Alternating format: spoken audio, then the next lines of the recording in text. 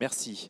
Nous souhaitons, je pense, comme vous tous, la réussite de ce projet de reprise et c'est effectivement de notre responsabilité, à notre place, vous l'avez dit, Monsieur le Président, de participer au rebond du club, de faire un geste et cet étalement de loyer, il y participe.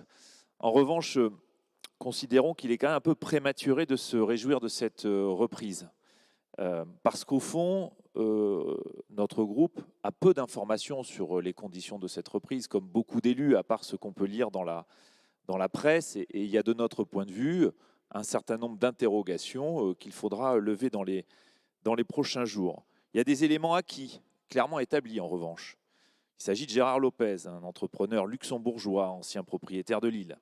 C'est un montage financier qui va reposer sur beaucoup de dettes et des fonds d'investissement.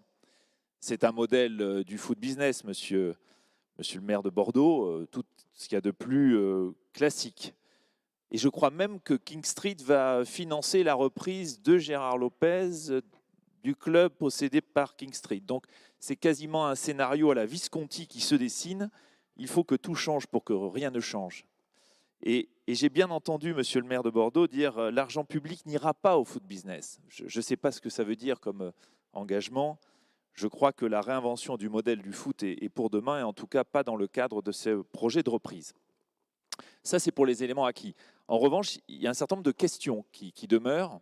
La question du projet sportif, la question de la solidité financière, et en particulier du montage qui permet au club de se projeter sur plusieurs années, et pas uniquement à court terme, parce que c'est de cette capacité à se projeter dans le temps que reviendra le fait que le club puisse se relever. Et puis le stade aussi, j'ai cru comprendre que finalement c'était plus compliqué que prévu de céder le stade, mais peut-être que les informations dont a eu communication dans la presse ne sont pas bonnes, donc les éclaircissements là-dessus seront précieux. Donc je pense qu'au regard de toutes ces questions, à ce stade, la prudence s'impose et notre vigilance aussi.